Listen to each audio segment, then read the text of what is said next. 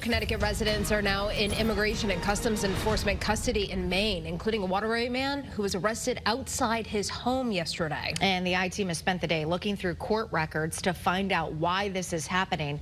Your investigative reporter Cassidy Williams is live in New Britain tonight with what we know. Cassidy.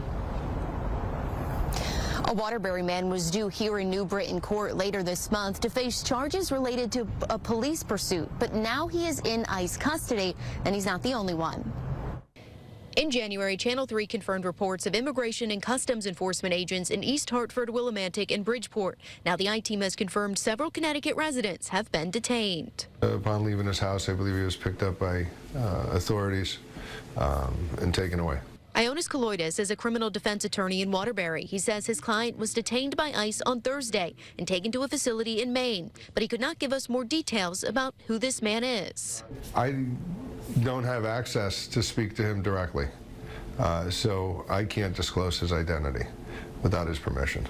The Cumberland County Correctional Facility in Portland, Maine's online inmate list shows Juan Maldonado Zuniga from Waterbury was booked Thursday. ICE records show he is in their custody. He has a pending case in New Britain court. The arrest warrant says around 3:30 a.m. on New Year's Day, a Bristol police officer tried to pull Maldonado Zuniga over for running a red light. But Maldonado Zuniga is accused of fleeing and almost running over the officer. When the officer later found him, he had a tire iron in his hand. The arrest warrant says Maldonado Zuniga refused to drop the iron until a police canine was used. His charges include engaging police in pursuit, reckless endangerment, and carrying a dangerous weapon. He's also charged with forgery because police say they found him with a fake Social Security card. The Cumberland County Correctional Facility also shows a woman from Waterbury and a man from New Haven booked by ICE on Friday.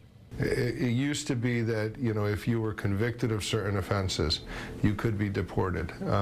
It may increase the likelihood of a deportation, but it was not automatic. It's rare that you see people with just pending cases being detained. Last month, President Trump signed the Laken Riley Act, which requires federal authorities to detain immigrants accused of certain crimes with the potential for deportation even before they are convicted. The bill is named after a college student who was killed by an undocumented immigrant who had a pending charge. This horrific atrocity should never have been allowed to happen. And as president, I'm fighting every single day to ensure that such a tragedy never happens again. Kaloidis says his client had no prior convictions, and he worries he'll never get a chance to have his day in court. For my clients that have been wrongly accused of crimes and intend to defend themselves at trial, they could be deprived of that opportunity if they are deported. We went to the listed address for Maldonado Zuniga to try and speak with his family about this. Someone was home, but they did not answer the door. Your reporter in New Britain, Cassidy Williams, Channel 3 Eyewitness News.